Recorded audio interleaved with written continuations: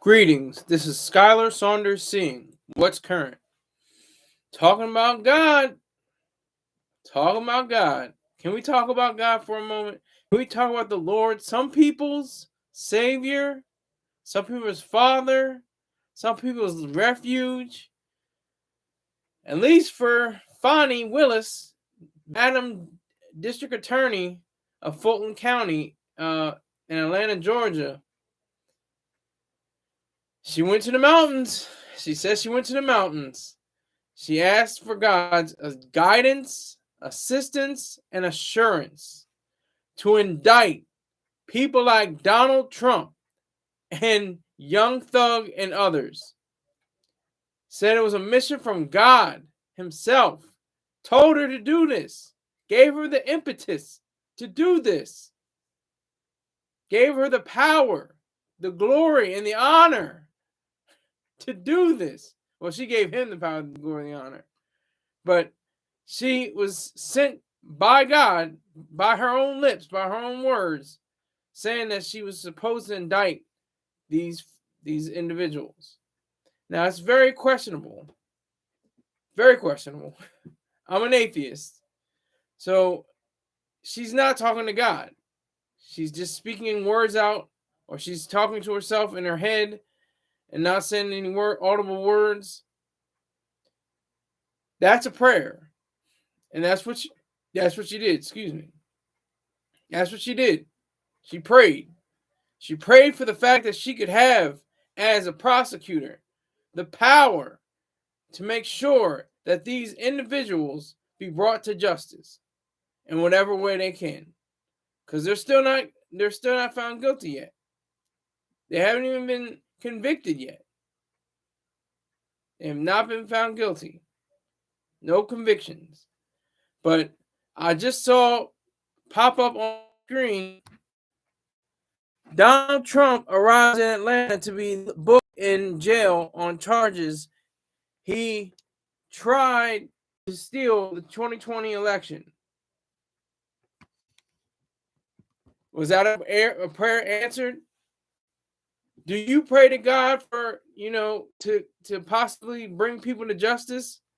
To make sure that the Lord, your God, the one that you bow to on your knees and pray to every night and every day, are you the one that makes it possible? Or is it God who makes it possible? Do you praise him? Do you glorify him? Do you go to church every Sunday? Do you read your Bible? Do you read that Bible? Ancient history, ancient book, written over 6,000 years ago, been going through maybe tens, if not hundreds, maybe thousands of revisions. It's been updated, it's been redacted, it's been all over the place. You reading that Bible? Are you understanding that Bible? You not just read it, do you understand it? Fani Willis was interviewed on a radio show, and she was explaining how, she has these, kids programs, and how this young man was a felon, and he turned his life around, and he's doing all kinds of different programs to help educate young people and get them into employment. And it just seems to me that, she's a hustler. She's a hustler. I'm a hustler. I'm a hustler, homie. Hustler. She's a peddler of mysticism. She's a peddler of ideas that don't equate to reality. That's the truth. That's facts. That's reality. The fact that she goes against reality when she says she prays to God. She's not alone. 95% of the world prays to Jesus or some other deity. So when she says she came down from the mountains, because she went up there and said, Lord, I need a word from you. And he said, what you gonna do? And she said, I'm gonna indict President Trump and Young Young Thugger too. That's what she did. That's what she did. She, in her mind, she was speaking to a force of being that's beyond all comprehension because it doesn't exist. There is no God. So whatever she was talking about wasn't true to reality, wasn't true to facts, wasn't true to a semblance of understanding what this world is, what the universe is, whatever is in existence. Existence exists. A is A. That's the truth. It's just like the alphabet. It's like asking what letter comes before A. I'll wait. Please tell me. What letter comes before A? What letter comes after Z? And then they say, alpha and omega. Well, what becomes before alpha? What comes after omega?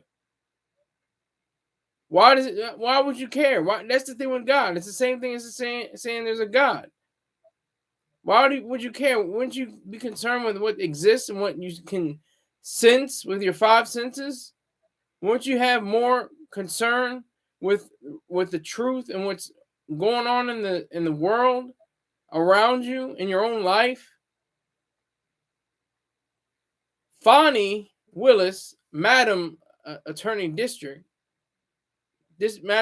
Attorney, excuse me, the DA seems to have aspirations like the radio host. She even hinted towards she wants to go to that governor's mansion, and Fani was like, I'll think about some other things. I'm still busy with what I'm going to do now, but she's eyeing it. I'm sure she's eyeing the presidency. She's probably going to eye running for Georgia governorship, the gubernatorial ballot, and then go all the way to the White House. I can see it. She's got the bona fides or however you pronounce that. I'm too stupid. I'm a community college dropout, so I can't get all the words correct all the time.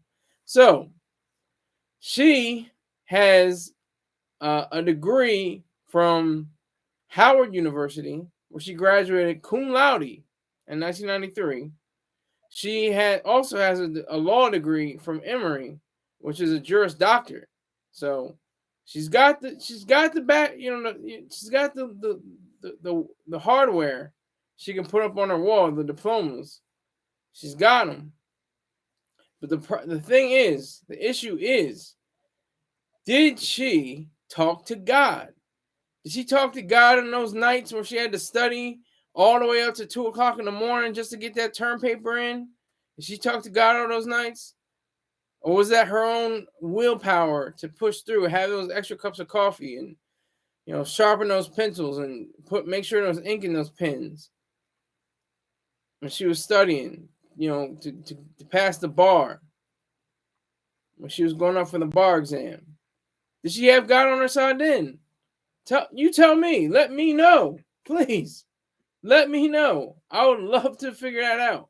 I've yet to see or understand, because they say walk by faith, not by sight. But what about smell? Walk by taste. Walk by touch. Walk by hearing. Those are the other senses that people neglect to say, oh yeah, that's true. We can do that too. It's not just by sight. It's your entire, and then there's people that are without sight. There's Stevie Wonder. So he's supposed to just walk just by faith. He doesn't have any sight in the beginning to begin with. This is his birth. This is his childhood. So he's supposed to walk by faith. That's what I'm hearing. He has no choice to walk by sight or not. He can't walk by sight. I'm going in for a deep dive on you mystics, because I was a mystic. I've been there. I'm a reformed mystic. Hi, my name is Skylar, and I'm an atheist. I'm a reformed mystic. I was deep. I've said this before and other. I don't want to make this all about me. I'm going to just give you some context. I was deep in the church. I had to become, I was already a child in the church and technically a member, but I had to become baptized. Then you become a new member. Then you go to Bible study. Then I won't go to the choir because I was in the choir and student or children's choirs in my mother's state of New Jersey, and with my siblings and cousins. And so it's deep. I went into the church and I become a new member, go to Bible study, go to new members classes. Want to go be part of the church? You have choir. You have to be essentially initiated in. You have to be voted in, and they have to agree upon you being in the choir. Then I went so far as to become the president of the choir. I was the leader of the choir. I was the very president. I was voted into that office. That's how deep I was in the church. That's how serious I took it. I believed that there was a God. I prayed, every night, every day, in times of need, like especially when those exams came up in class. It's like, please, Jesus, I know I didn't study last night, but please just get me through this, and I'll be all right. It happened. I'm not ashamed to say it because it's a fact. It's real. I'm an atheist now, but I have to, admit the fact that I was not always a non-believer. I was not always on the side of being in reality. And I'm going to take a pause right now for an ad.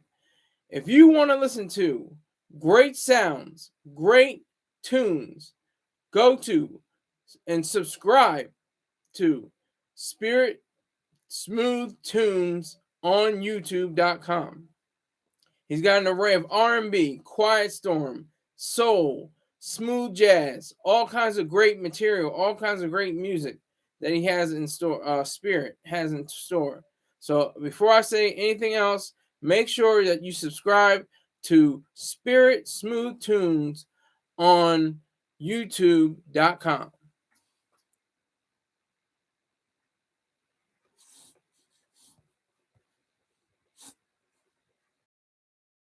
That's what we're working with. That's the point at which I am functioning.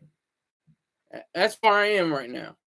I'm at the point where I'm an atheist, a non-believer in the theory of God, and therefore when I hear stories like I'm stupid. Fani Willis, I don't know if that was a Freudian slip or anything. It's a very biblical or spiritual and mystical name that's been handed down throughout the years. The Fani Willis, praise to Jesus. She studied the law.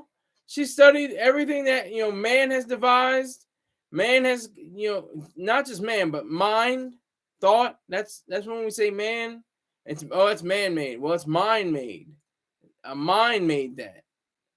Something that was man-made is actually mind-made. So, with her acknowledgement that she is a believer in the theory of God, I have to respect it. I don't have to like it. I can reject it, but I have to respect it. If you understand what I'm saying. I have to let her do her thing. She's just not going to get in my way. She's not going to get in my terms unless I do something stupid and I'm indicted in Fulton County for some dumb stuff that I did. No, I don't see that happening either. So it's a serious thing because it's so deep. It's like it's a mind control. It's serious mind control. That's all it is. It's a mind. You know what I want to say. It really is because when you loosen up those the thread, you loosen the thread, and the whole thing starts coming apart. I can't believe I even fell for that. Like this is all what happens. It's parts of how there's stages of grief. There's stages of rejecting God. I don't know. I haven't mapped them out yet, but I might one day, write them all out just to show you how, you go from one thing, you're believing in God, then you're like, okay, all these things that aren't corresponding or not matching up. Like, why are there so many other different faiths? Why are there so many different problems within the faith? Why are there so many people acting within the faith as, evildoers and people that are wicked? And why is this Bible so contradictory? Why, you start asking all these questions, which the faith says don't ask questions, don't look up, don't, keep your head out of the sand. So when you do poke your head out of the sand, you're like, whoa, it's a bright light. It's like, whoa, what's going on? That's the sunlight of truth that's shining down upon you and giving you direction. But it's a hard slog. I told you, I was a believer for 16 years, from 3 years old to 19 years old. From the time I had a consciousness to the time I had graduated high school and started college, and then stepped out of college just as fast almost. But that's what I'm talking about. That's what I'm saying. It's convoluted. It's goofy. It's weird. Because people still believe in God. My family members, my closest people to me still believe in God. They don't believe in God, of course. The closest one is probably my father. He really believes in God, like seriously, not even joking. No joke. And there was a man that was like a friend of the family, a very close associate of the family, who passed away not too long ago. He knew every single what is it? Chapter, verse, and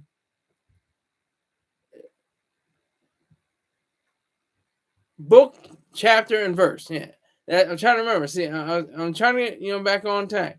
But he knew book, chapter, and verse. Every part of the Bible, you can name it. It was like, I didn't want to play a parlor game with him, but it was close to that. I would just be like, Ephesians 2:2. What's that? And he didn't tell me exactly what it is. You tell me what Ephesians 2:2 is, and you know what I'm saying? That's a little plug, by the way. Ephesians 2:2. Ephesians chapter 2, verse 2. Look that up. See what you get. But no, I mean, it's a serious thing. 95% of the world, that's like 6 billion or 7 billion. And there's 8 billion people, maybe even more. It's probably like 7.9 billion. And there's like 100 million atheists. It's nothing. It's a drop in the bucket. And there might not even be that many atheists. And of the atheists, there are non-believers, there's secularists, there's what is it called? Oh God.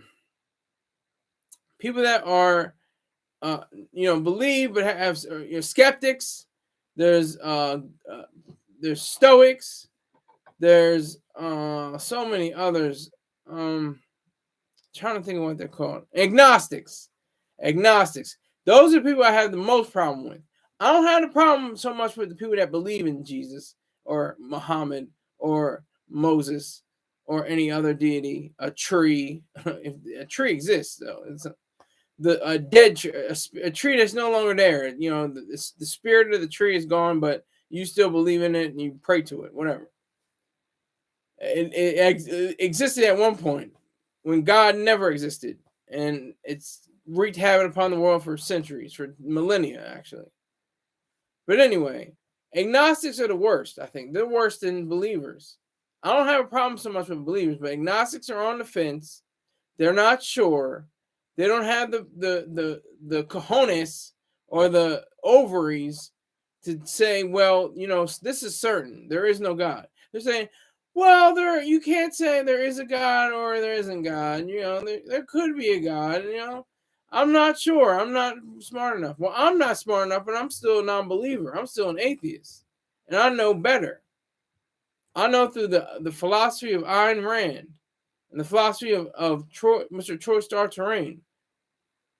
Those philosophies I understand and agree with, and I can vouch for. I can say that they're part of reality. I can say they're true.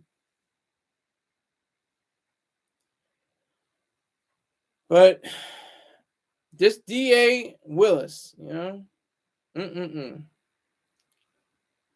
this attorney, she said she heard from God to indict them, to strike down the hammer of justice.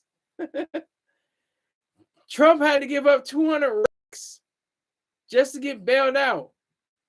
But he's in Atlanta right now, going through the process, getting processed. And it's the irony of all ironies, or one of the ironies. I always say the irony of all ironies, and there's so many other ironies. Isn't that ironic? All right, but is that he's a front runner? He's a front runner for the GOP. He's the lead man, and he's going under criminal charges. Could you imagine? Just imagine. That's called, okay. That is an example of privilege. That's privilege. I don't care if it's white privilege, black privilege, because there is black privilege too. But that's white privilege. That's got to be some kind of privilege. You're a front runner, and you got RICO charges against you. RICO. And you're showing yourself, to be like, catch some charges. But I knock them out like Rocky, as the big homie Jay-Z said.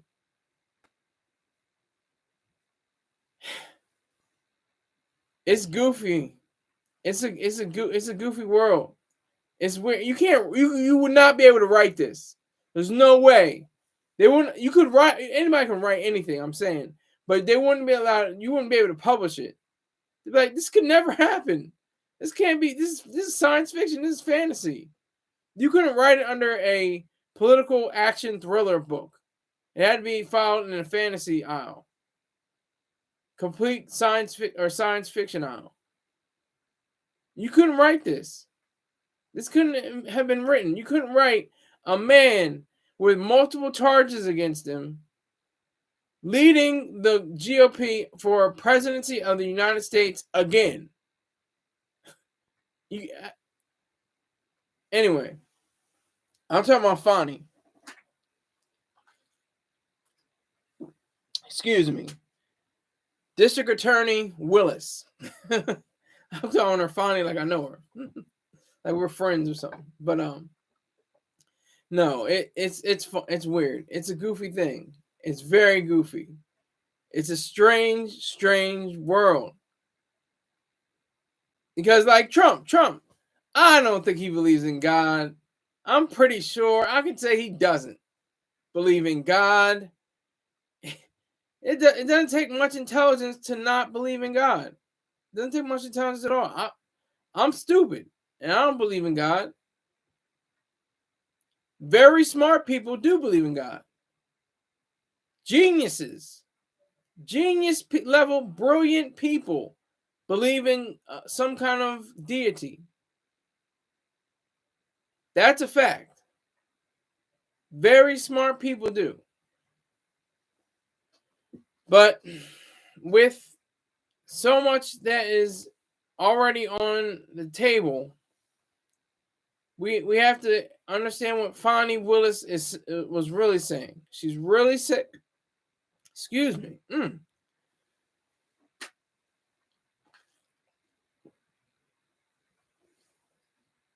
She's really saying that her Lord and Savior, Jesus Christ, and his Father, God in heaven, who we have no contact with unless you're of the cloth or somebody like a priest or a minister or rabbi or imam. They know they have a clear connection to God. They can't agree on anything, and wars have been waged for millennia because of that. But we still go on believing. Well, they do anyway. I don't. That's what Fani Willis stands for. That's what her whole issue is. That's what she represents. That's what she is supposed to be. That's her modus operandi, as people say, That's her whole motive in indicting people, is to implicate them based upon mystical leanings. I'm going to say it again. She implicates people based on mystical leanings.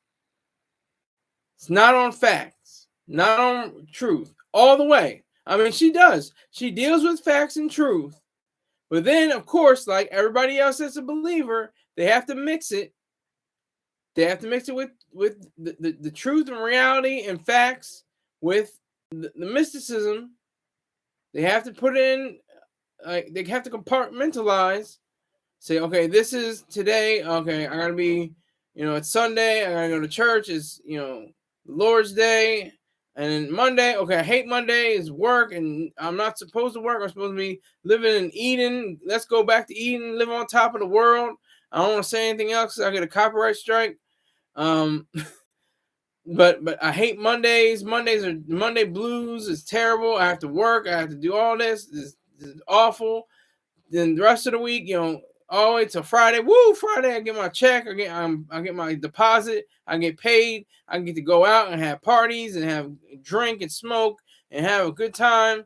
And then Saturday, it's the same thing: drink and smoke and have a good time. Then wake up for Sunday morning, I'm back in my Sunday best. I gotta worship Jesus, pray to God. That's just the Christian view, most likely. It's different for every faith. I'd say faith more so than religion. Let's get that clear right now. Faith is different than religion in that context. I know that believers, we get it. We understand what faith and religion is. They're the exact same thing. But to religionists, people of the faith, they think that religion is just, like getting up and washing your face in the morning and putting on clothes, and it's like a routine. You do something religiously. You do something routinely. That's the difference. That's what is at, a difference in the cases. So with Fani Willis, DA, Madam District Attorney Fani Willis, we find someone who is not alone. She's not alone. I'm not trying to single her out. I'm just pointing out, since I've seen in this AllHipHop article by Kyle Eustice.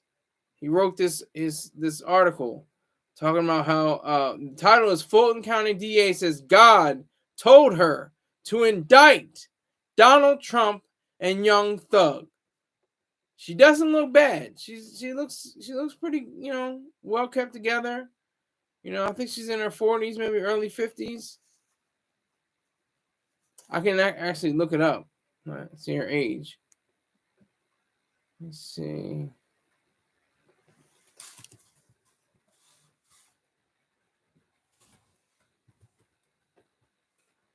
Okay, she's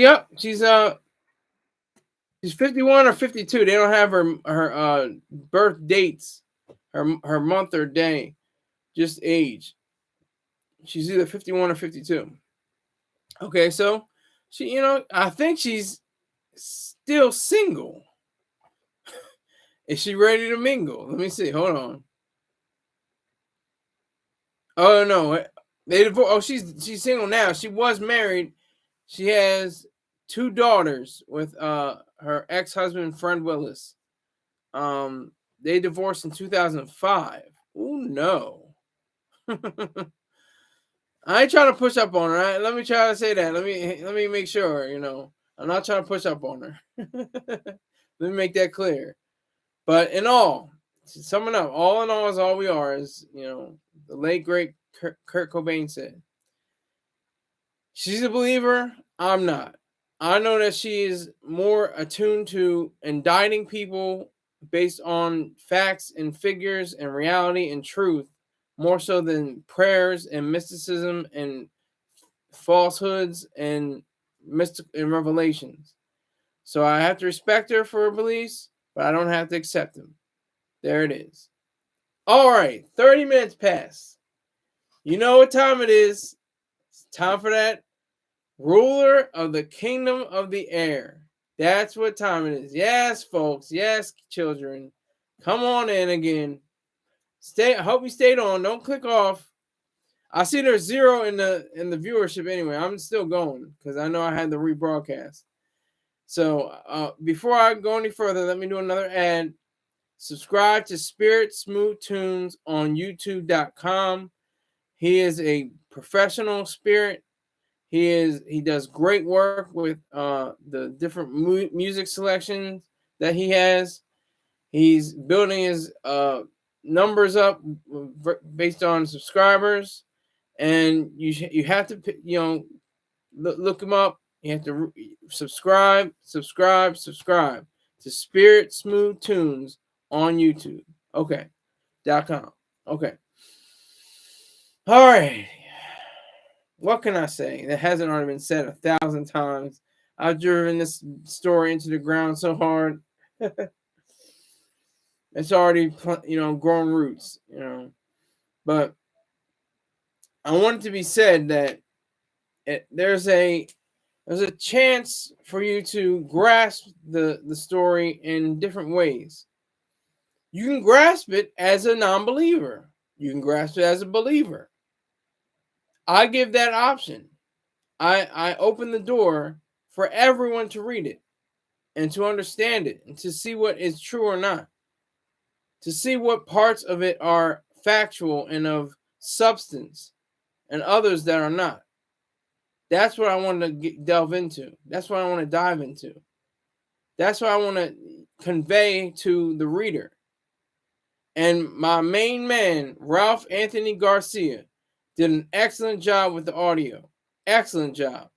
It's got, the sound modulation. They sound like a female voice.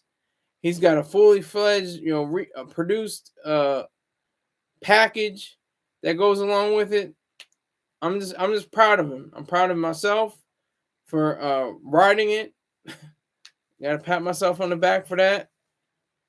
Hope I'm not too egoistic for you. I'm an egoist, not a narcissist, but I'm arrogant. It's different. Arrogance is good, according to Dr. Leonard Peikoff. And I learned that from Dr. Uram Brook. So if you have any misunderstandings about me, you have to understand that I am a man of ego. I embrace my ego. I live that ego through my work, through my life. Because that's the thing. That's the message you have to learn about from Ayn Rand. It's not just your work. It's your life. It's everything. It's your work. It's your romantic life. It's everything in your whole entire existence. Has to be integrated. It has to be applied. It has to be all together. You can't be a great mechanic and cheat on your wife and say, "Oh, I'm a great mechanic though," but you cheat on your wife. You can't. You're not a full human being. You're a liar and a cheat. So there's that. But getting back to the story, it deals with mysticism. It has mystical overtones. It has mystical thoughts to it. It's concerned with a lot of mysticism, but it's not about mysticism. It's not about that. It's about challenging your perception of what it is to be a believer.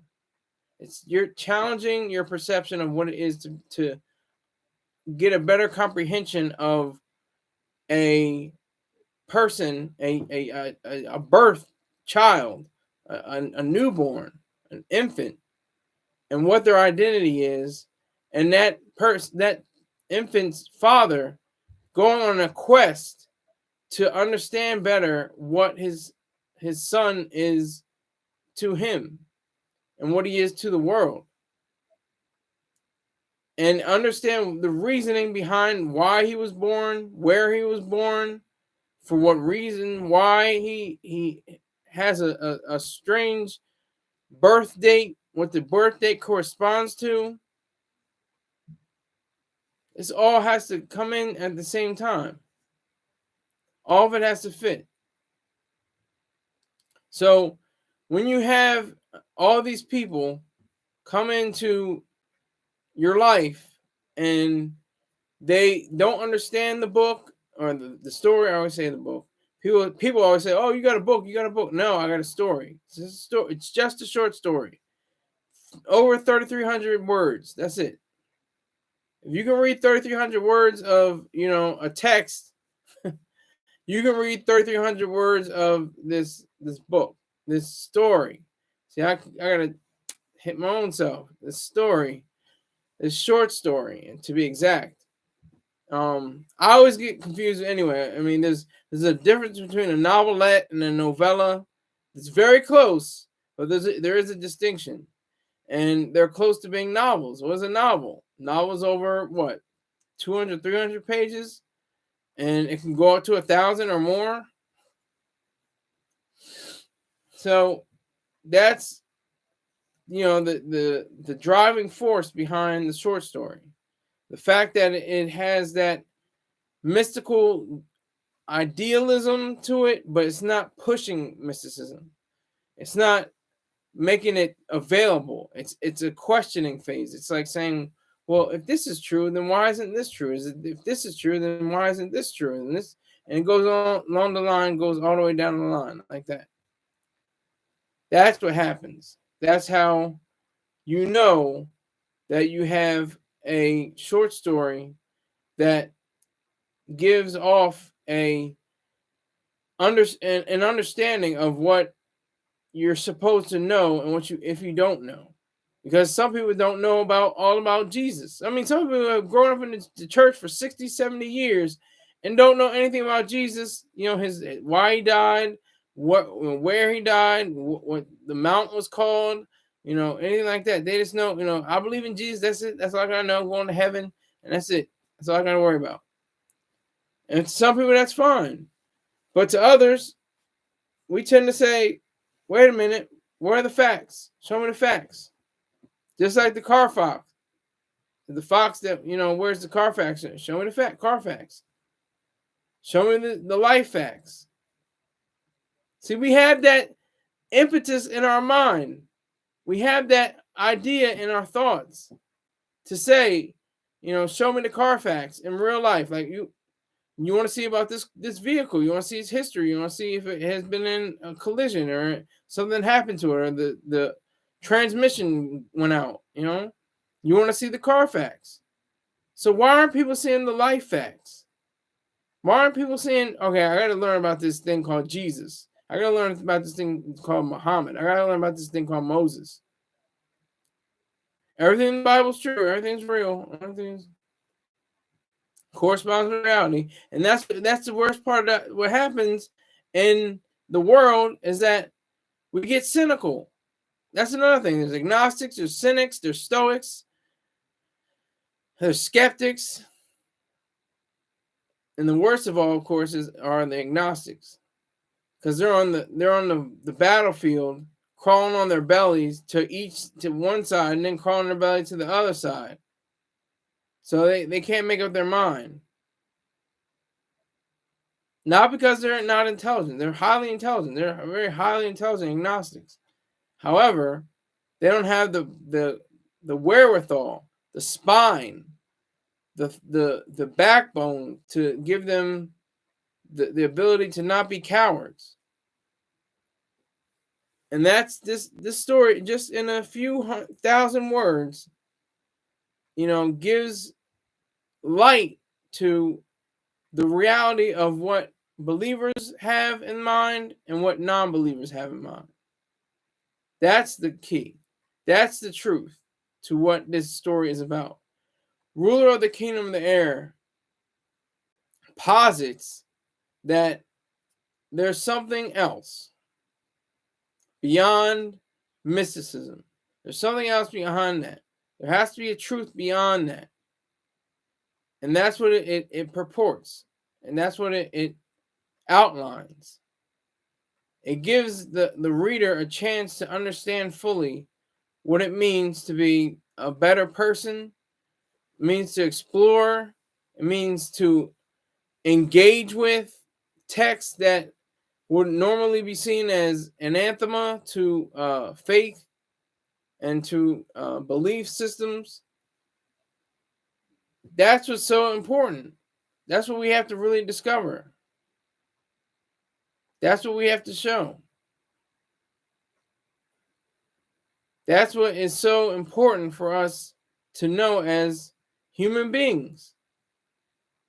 And that's what this story does. I think that's what I wrote it to be, anyway.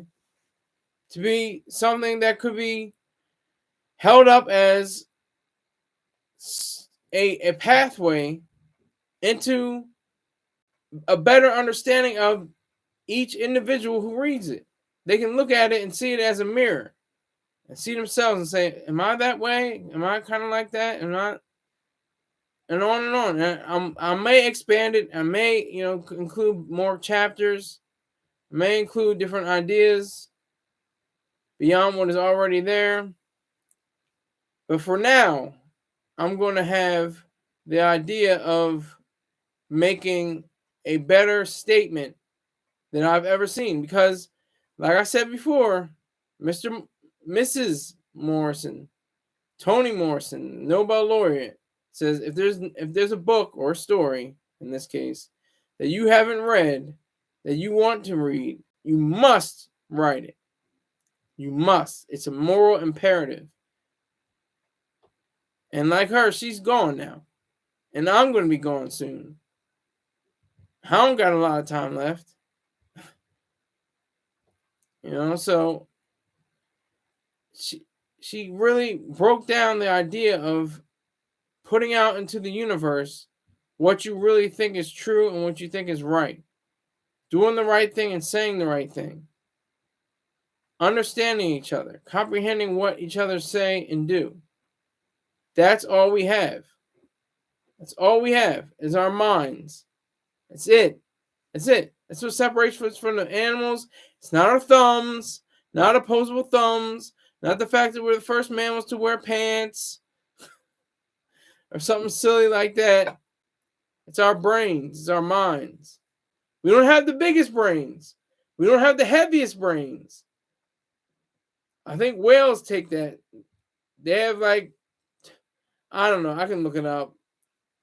I'm going to look it up. I'm looking at it right now. How much does a great whale, largest animal in the world, is a blue whale. Blue whale brain weight.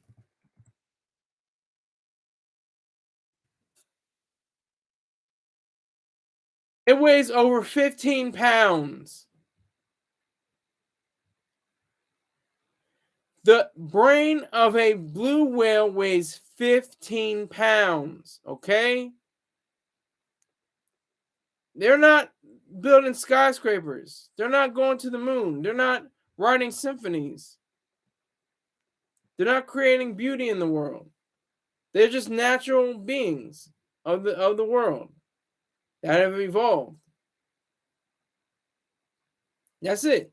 But humans, I was gonna say Americans, humans have been able to do all these things because of our brains. We're now struggling with learned machines, otherwise known as artificial intelligence. I like learned machines better. It's a greater descriptor. But no, learned machines have a better way of conveying that than we could ever imagine, than we could ever see. That's the truth. That's facts. That's the reality of it all. That's what I'm saying with this whole issue, this whole topic. It's that we have the power of our minds to use our minds or not use our minds. It's either or. Either you use it or you don't use it. To the fullest. Like I said, 95% of the world is running and going and great and well and fine. 5% don't believe what the 95% believe at all.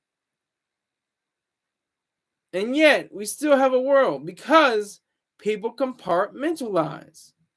They say, I'm this way today because I have to be on God's terms. I have to do this. I have to put on a suit. I have to put on a shirt.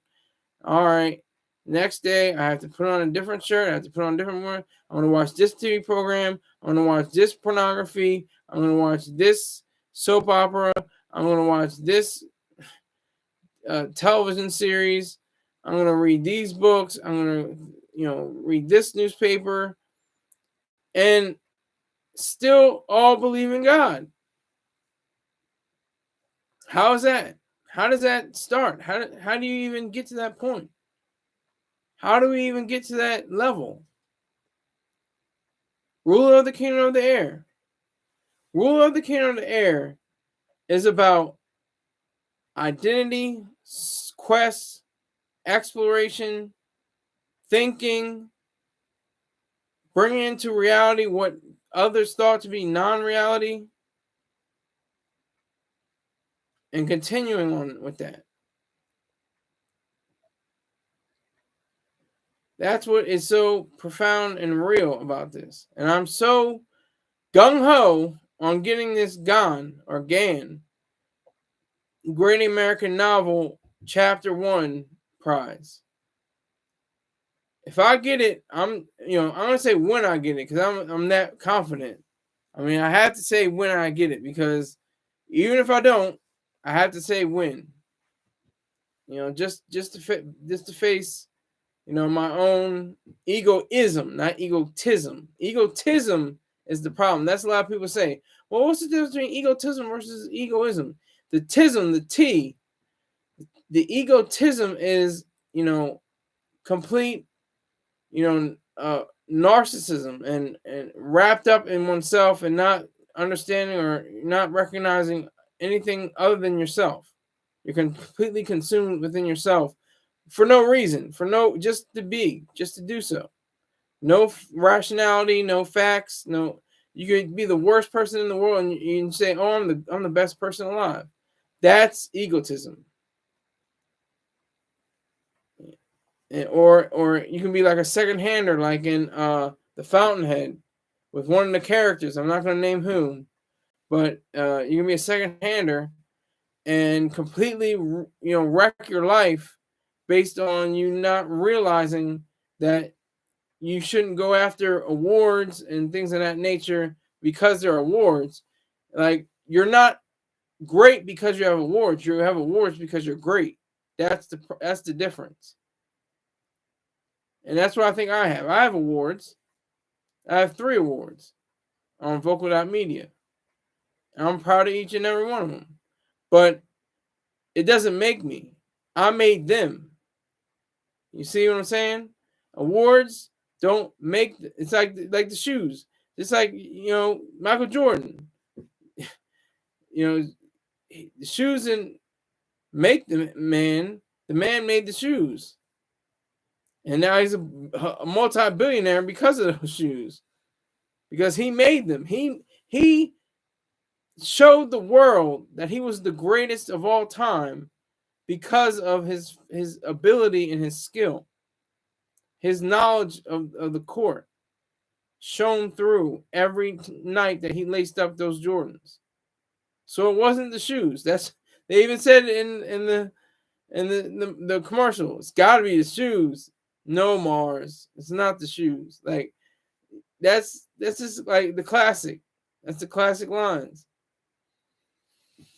But that's what goes on in the story. That's what goes on in Ruler of the Kingdom of the Air. It purports something to show. It purports a clearer vision of what it means to be a non-believer. That's what it does. And that's what is so important.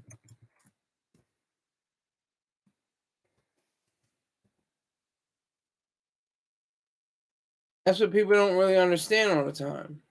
They don't really get the fact that people are accustomed to one way of living and then go back on another. Just like the woman who, you know, cheats on her husband, but she's the mayor. She's supposed to have an upright and justified existence. She's probably a great mayor, but she cheats on her husband. She can't be a great person. It's none of the voters' business really what she does with, you know, with other people. I don't think. You know, that's not their business, especially if she's a good mayor. But doesn't mean she's not, you know, at her core a terrible, horrible person. That's what I mean. That's what I'm talking about with faith. Faith does that. Faith says, you know, I can do whatever the hell I want. Jesus will save me and forgive me, and everything's all right. I can kill 13 babies. I can set a hospital on fire. I can do all kinds of things and go to, you know, be sent to prison for thousands of years. And as long as I'm saved by the grace of Jesus Christ, our Lord and Savior, everything's all right. That's the way we are. Sadly, that's where we are in all of this. We're in that position to say that we're tethered to the idea that we're almost invincible because of Jesus Christ. We're given a free ticket. We're given a free ride just because of saying some words out loud or saying to ourselves in our head that we have Jesus on our side, that we know Jesus. And I gotta be bursting bubbles here. I'll burst bubbles all over the place because it's weird it's goofy, and it takes a while and it takes a lot out, but it's got to be to a point where, you know, it's got to be to a point where people don't recognize it though. Like I can burst their bubble, but they'll still be like, no, Jesus is still my savior. Moses is still my God. Muhammad is my all-time favorite deity, whatever. So people will always have their bubbles burst, no matter what.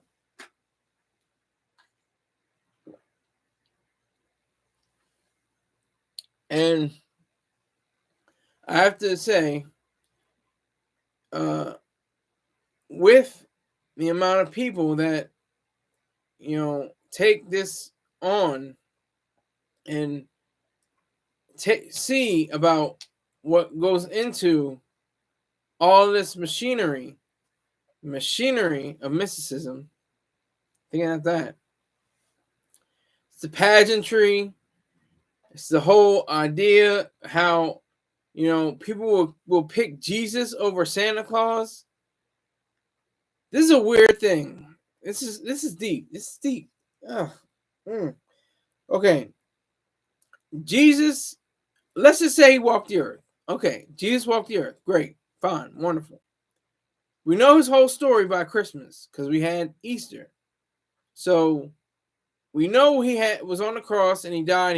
He suffered and he bled and he got hit in the side and they had a crown of thorns and they, you know, tore him apart from flesh.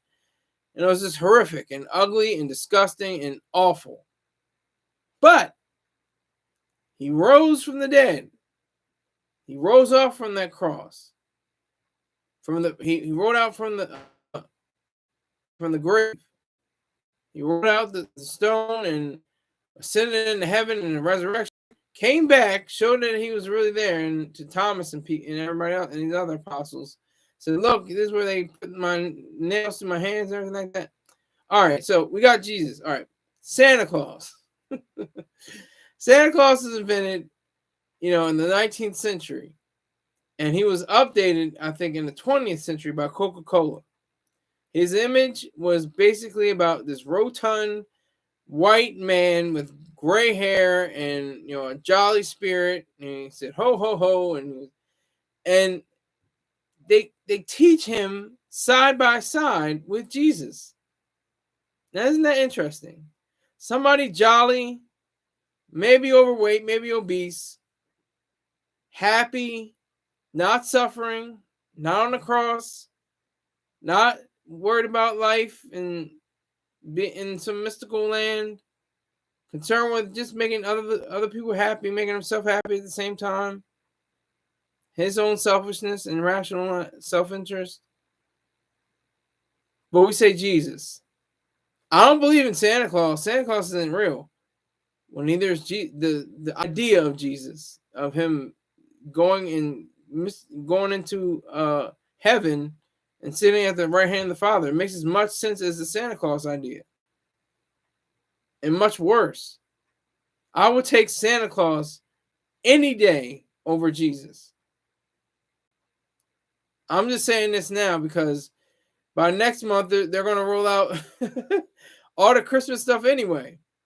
They're going to have some of the items are going to be for Halloween. All right, Halloween, that's nice. That's great. Oh, Christmas. It's here.